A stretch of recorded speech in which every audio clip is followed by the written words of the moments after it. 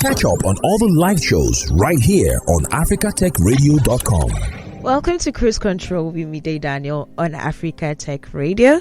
Today, we're discussing the trends in the African creator economy and their impact on employment.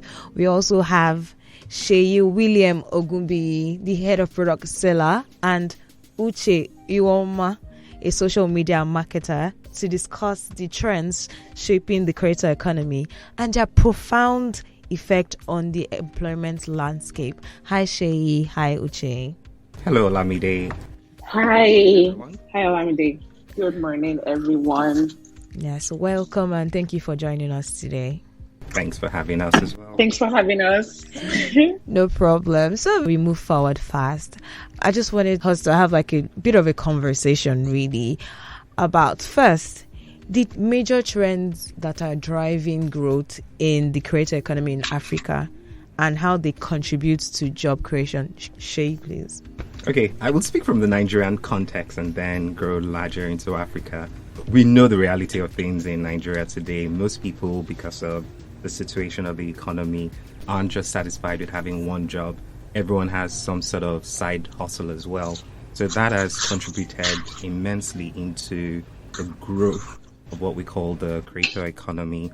We remember how COVID had every one of us locked down at home, wondering on like things we could do and stuff like that. Interestingly, that saw a boom in content creation. Everyone picked up their phone, went live and started to do things on TikTok, Instagram Live and stuff like that. So little things like that, micro stuff have been things that have contributed to the whole growth in the creator economy. We also have things like internet penetration, for example. Today, the cost of internet has also drastically reduced, and the cost of smartphones as well. You have people in the boons, not just in Nigeria, but in random places around Africa, having access to a smartphone and the internet.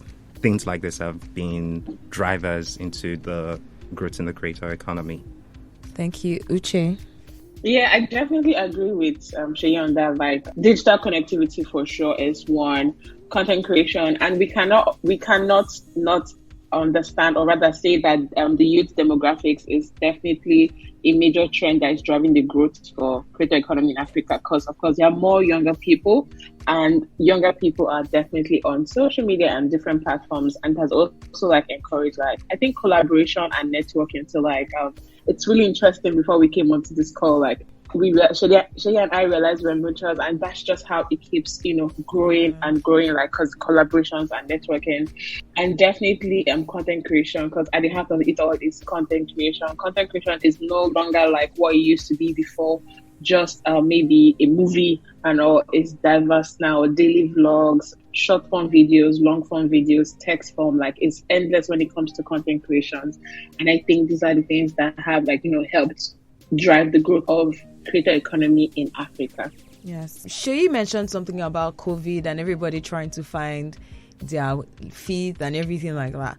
But what challenges do you think that the African creator economy has, especially in terms of seeking opportunities? So because we know that it's not just about picking up your phone and recording videos. Also that works, but there are further opportunities outside of that. So how do you think creators, especially in Africa, are able to access these opportunities? Uche?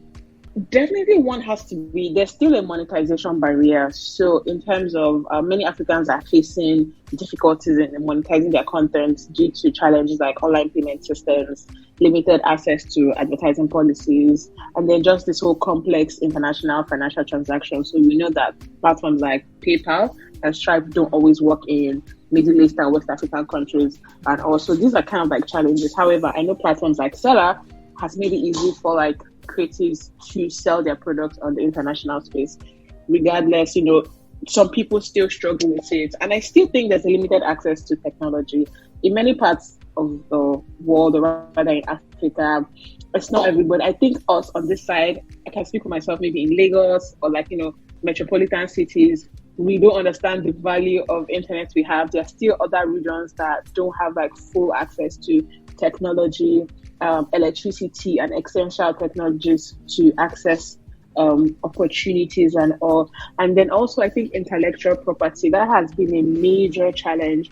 I work in social media marketing and I see people complain about, oh, how do I protect my work from being taken by a client that didn't pay me, or they paid me or they didn't pay complete. Like, these are issues that just keep happening over and over again. So there's an issue of intellectual property consent here. And access to funding. I know most creators don't have access to funding as people think it is. So you find creators spending lots of money on buying their gadgets, their tools, subscriptions, and it's just, bootstrapped. So if they make money, they put it back into the business. If they make more money, they put it back into the business. And I still think African creators need more representation. I mean, we have a good representation right now, but I know for a fact that it can be better. Thank you, Uche. Okay, so I'll jump on a point Uche raised around copyright and intellectual property. Yes, that's a major challenge for many of the creators, and we now have platforms like Selar that have identified this challenge and in our own way trying our best not only to educate but to also provide right tools to help alleviate this challenge for creators. For example, at Selar, we have a copyright policy that ensures that if you as a creator have found that your work is being infringed upon, whether you are a creator on Selar or not, you can go through the right channels, have it reported, reviewed, and taken down. Then we also have copyright protection around some of your works that you might be selling on Selar. But another point as well to add will be around mentorship for many of these content creators. Yes, we have the challenges around tech, but we also have to acknowledge that we've leapfrogged the rest of the world when it comes to internet penetration.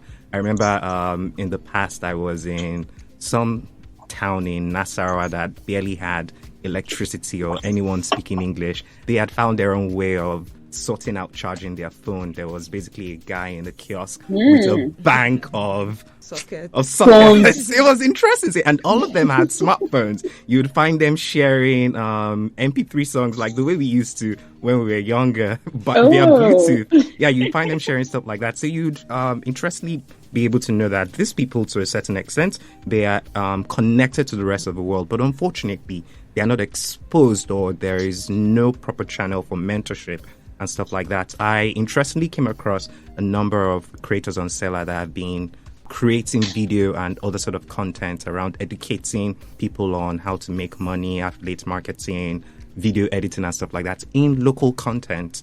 So if people like this are able to find a way to collaborate or have the right platform to be able to reach this audience and provide mentorship, I feel like we would actually see another great impact or improvement to the whole creative sector.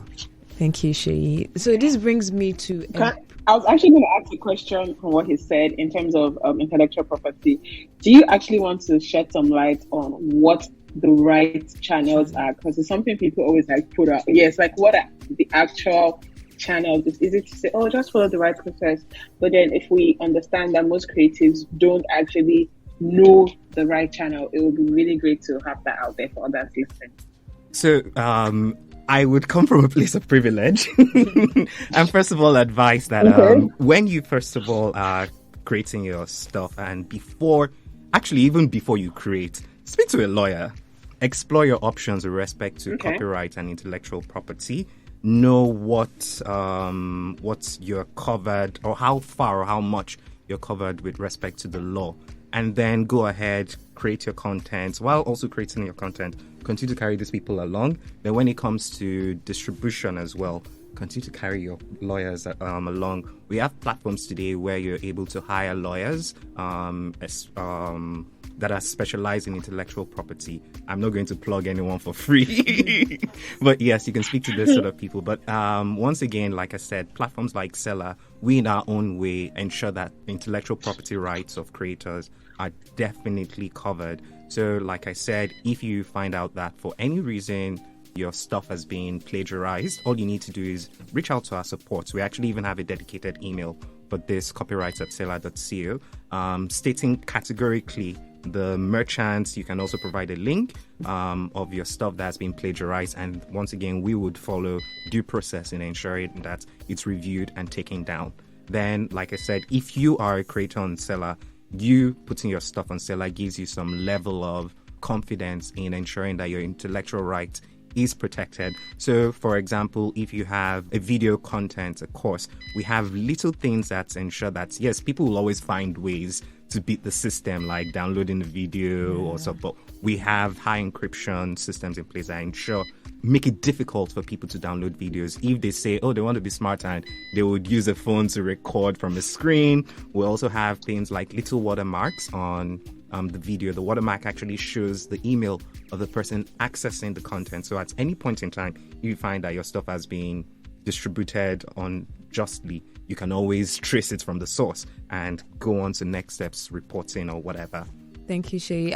I should also add that maybe not everybody has access to lawyers, but information abounds, actually. There are informations online. You can always read up online about... Thank you. Yes. Information is everywhere. So if you can't have access to lawyers, you can always read about it and you'd at least have ideas about it. Also, Selar would help you. So, and like I said, don't wait till you have already created your stuff and put it out there. It's right from the beginning, the strategizing phase, that you should start to explore all of these things so that you know your rights. Thank you very much, Shay. I'll move into employment now, and I wanted to know, what ways has technology empowered African creators to generate income and to even become employers themselves? Because nowadays, it seems like every content creator that you see has somebody, at least one person behind them. So how have these people been able to generate income and and they're able to also employ people? Uche? I know, I was definitely saying this is my question because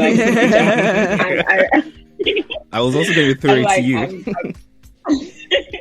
I'm literally a testament to this.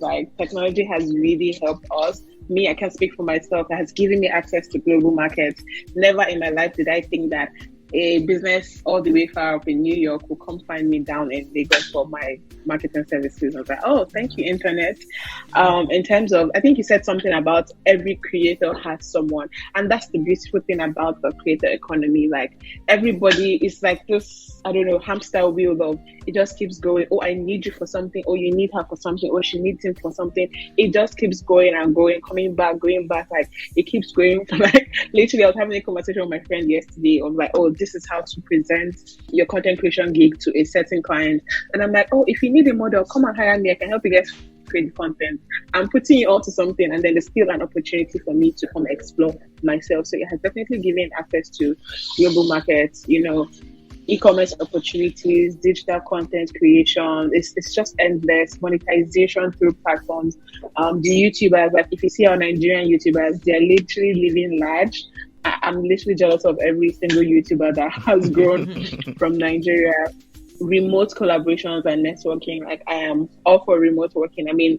Cheers to 9 to 5. I love it too. But I think having the opportunity or privilege to work. Look at us here. I'm literally somewhere in my apartment on this virtual call with you guys, and you're on your side too, having this amazing show that we don't need to drive all the way down to be in a radio station to meet up. These are the things we say technology has definitely helped us, and it has created entrepreneurship opportunities. I never thought that being a social media manager would lead me to running a social media agency that requires me to learn entrepreneur and leadership skills. That I'm just proud of myself when I see myself diving into not just creative things, but also entrepreneurial things, leadership skills, management skills. I'm this is really, really cool to see that this content creation thing too, because you need the creative part and then you need the business part. You literally need to be sharp on both ends, and it literally gives you endless opportunities. So yeah, that's what I can say for this.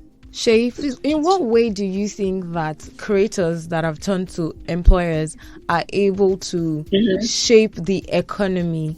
Because we are saying, according to research, we've heard that creators that are employing are already taking some part of the economy. What word do I use? They're already a part of people making money in this economy. So they say, oh, the creator economy in this year made over 2-point-something billion naira. And this is leading to at least maybe not a major shift in the economy GDP, but it has a little bit of, what should I say, a little I bit think of it has. help. Yes. Yes. Yeah. So how do you think It has. that these creators that have turned into economy are able to help the general economy outside of the creative economy? Oh, this is a very, very good question, and I would tread carefully while answering it. So we know today the state of the Nigerian economy and how inflation has been on the increase due to scarcity of dollars because we're not exporting anything, we're an import market. But we have to look at how creators have contributed to the growth of the GDP in Nigeria. Like Uche rightly mentioned, she in Lagos somehow has had clients. She specifically mentioned clients in New York reach out to her. When these people hire her for her services, they pay in USD. True. It comes back down here. True. So this is a very clear line from here to here, how the creator economy has contributed to the growth of Nigeria. But then outside of that, creators today are also employers of labor. Uche mentioned, or rather spoke about it in an informal way where someone plugs you in. But there are many people as well that have been able to grow it into a formal stuff. Let's look at, not to plug anyone, but let's look at, say, Tayo Aina, for example, who has a production company today. His production company has formally been able to employ a certain number of people in different roles, from cameramen to video editors to sound guys, even to marketing, social media, and so many other ways. So we have creators today that have not only just transversed the informal sector, but have become formal companies in their own right. I agree. To actually, not to add, but just to actually put this out there. So, you know, when you said about, I think it was Alamide was talking about how much the creator economy is contributing. I want to actually, and I put this out as a challenge to our platforms, our tech platforms that are leading. I know we always say things like, oh, the creator economy is booming, but I think we are using mostly information and data from the Western world. So like we're using United States of America's data, we're using Canada's data to like say, oh, there's creator economy. It will make a whole lot of sense if you can see it from the Nigerian POV. Like I would really love to see data from like reputable platform, of course, like Seller, give more insights to, oh, you know, this year, this is how much we processed in payment, to let people see, oh my God, this is huge. And because for instance, I know how much I've made through Seller, and I don't even consider it as enough. And when I hear other people I know see how much they've made, then thinking about the larger people, it would really help, you know, to even let the government know that this is something happening here. Like this is something happening. Even all the YouTube revenues that come down here, and other people that make money online, like it will really be helpful to our economy if we actually like leveraging on the data, sharing it, and hopefully it gets to encourage, you know, our government officials that this is definitely a sector to invest and improve on. I mean, hopefully we do have like a very vibrant Minister of Technology, I believe, and yeah. That's what I can say. Like I'm really looking forward to that. So it's not just creator economy, this creator economy, that creator economy is set to make XYZ billion by so and so date in Nigeria. Like I don't want to hear it from like, it's good to hear from the United States POV, but it's going to be really encouraging to young Nigerians who are here that don't have any opportunity of getting out to know that, oh, okay, there's future for me doing this thing here in my country.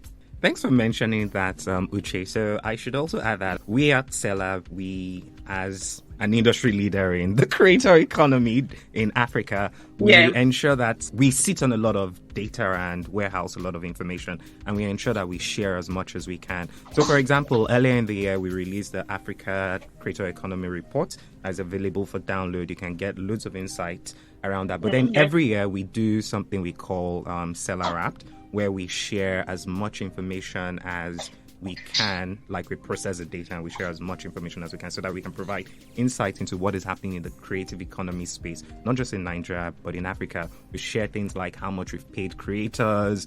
Things like that have even made me aware of where our creators have customers. Our creators have customers, paying customers in countries like Afghanistan, Iraq, China, and you're like, wow, their reach is actually global. We share insights as to how much is going into each country, based on the sector that the creators are specializing. For example, you are in marketing, we have people in photography, we have people in digital publishing, various sub-sectors of the whole creative economy. So we're also looking forward to releasing the report at the end of the year again. So everyone should be on the lookout for that. Thank you very much, Shay. So as we round up, what trends do you think will occur in the Africa creator economy in the coming years that will shape the creator economy in the coming years, Shay?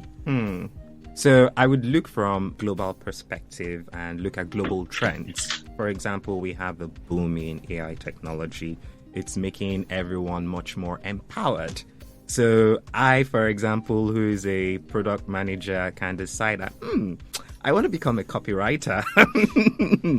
I want to become a social media marketer. I want to become whatever it is. And I can rely on the power of AI to be able to not only educate myself, but create the necessary content around whatever it is I want to start doing. Interestingly, today I was looking at a video from an Asian American content creator. Basically, she shares tutorial videos on how to create augmented reality sort of photographs and videos.